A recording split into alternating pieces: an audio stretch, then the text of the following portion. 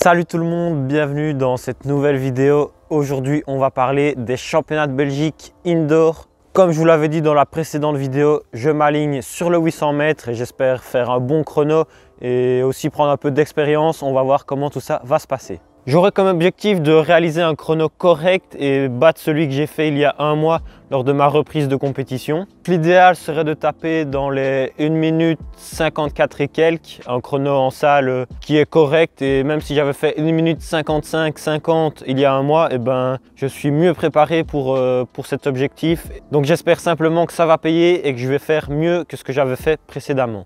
Malheureusement, ça va peut-être pas être aussi facile puisque je suis inscrit avec le 10e temps et avec 18 athlètes inscrits, il risque d'y avoir seulement 2 séries, ce qui ferait que je vais me retrouver dans la série moins rapide. J'aurais bien voulu être un peu mieux classé pour courir avec ce genre de coureur, ça aurait pu être intéressant pour prendre un peu d'expérience. Bon, voilà, normalement ce ne sera pas le cas. Il y aura peut-être 3 séries, mais j'en doute fort. C'est comme ça, de toute façon il faut l'accepter. S'il y a 2 séries, je vais être le plus fort et je vais devoir mener moi-même certainement. Mais bon, ça reste encore un petit peu dans le flou pour le moment, on verra tout ça plus tard. Vous l'avez compris, cette course risque d'être assez compliquée à se gérer parce que si je me retrouve le plus fort de la série, je vais devoir assumer un peu ce rôle et faire ma course un peu tout seul probablement. J'espère que je vais réaliser un bon temps. 1 minute 54-50 serait bien, mais comme je l'ai dit précédemment, à voir avec les conditions de la course, parce que si je me retrouve tout seul toute la course, ça va peut-être être un petit peu plus compliqué à réaliser, même si ça reste toujours fort possible. Mais c'est toujours mieux d'être dans une série rapide pour juste se contenter de suivre et ne pas dicter soi-même le tempo. Je me réjouis évidemment de prendre le départ de cette course. Ça va être à nouveau un test pour moi dans l'optique des championnats de Belgique, mais cette fois junior, donc U20. Ce sera vraiment cette course mon réel objectif de la saison indoor. J'espère donc réaliser un bon chrono maintenant pour confirmer ma forme du moment et être prêt au top pour les championnats de Belgique junior.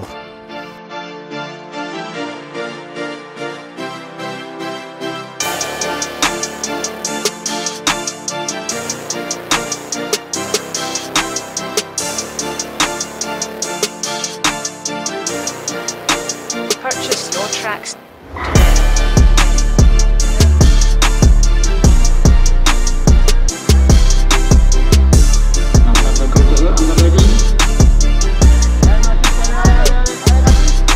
Mathis Espagnier qui emboîte le pas.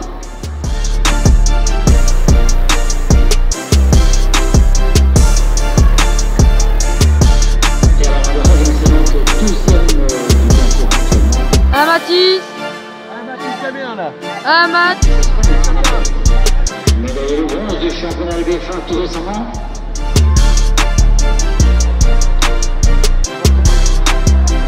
C'est 8 mètres d'avance pour Mathis Espagnier.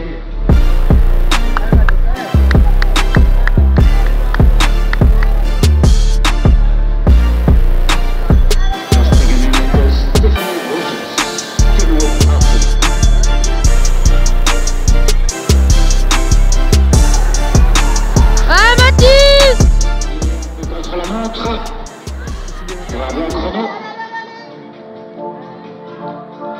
Et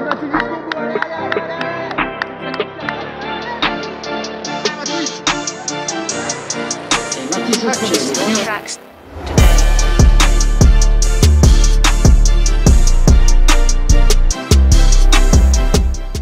Voilà, comme prévu et comme vous avez pu le voir sur les images, j'ai couru un petit peu tout seul. J'ai juste été tiré pendant 250 mètres, allez 300 mètres par un flamand. Et puis j'ai décidé de passer parce que je sentais que ça allait ralentir. Et j'ai bien fait parce que ce coureur a complètement explosé. Je pense qu'il termine en 1 minute 59 si je ne m'abuse.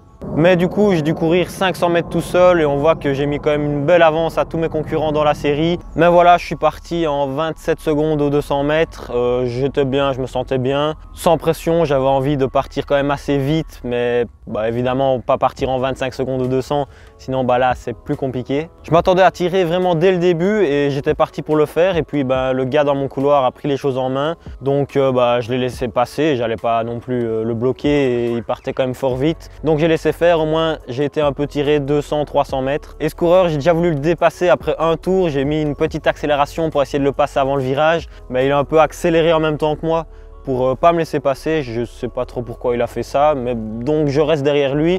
Et puis comme je vous l'ai expliqué, au 300 mètres, j'ai décidé à nouveau de le dépasser. Sauf que cette fois, même s'il a voulu résister dans un premier temps, il m'a finalement laissé passer. Passage au 400 mètres donc en 55,5 il me semble. Comme prédit, je suis quand même parti assez vite, dans une bonne allure. Je suis bien, hein, ça se voit sur les images que je ne suis pas encore KO après 400 mètres, donc c'est plutôt bon signe. Et à partir de là, c'est la course tout seul où il fallait pas trop que j'oublie de relancer et je devais juste donner le meilleur de moi-même sans avoir de la concurrence malheureusement. Finalement, je termine cette course dans un temps de 1 minute 54 et 52 centièmes. Donc c'est le temps que je visais, que j'avais prédit dans les 1 minute 54. C'est ce que j'ai fait, c'est ce que j'ai réalisé, donc c'est satisfaisant. Voilà, j'ai pas été exceptionnel non plus. Donc voilà, c'est un peu ce que je ressens après cette course, c'est satisfaisant. Il n'y a pas de plus, mais tant mieux, c'est quand même bon signe pour dans 2 semaines. Voilà, je ne sais pas vraiment ce que vous avez pensé de ma course. Est-ce que j'aurais pu gérer ça différemment? C'est un peu difficile puisque j'étais un peu tout seul, donc j'ai fait ma course en mode contre-la-montre. Maintenant, en place pour un 400 mètres le 4 mars où j'ai pas encore de marque sur 400 mètres depuis 2019, donc ça remonte et c'est très lent. Il y aura normalement une vidéo prévue dessus et puis alors le 12 mars, les championnats de Belgique U20. Et c'est là normalement que je serai le plus fort, le plus en forme, donc j'espère que tout se passera bien pour moi. C'est tout, c'est la fin de cette vidéo, j'espère que vous avez bien aimé.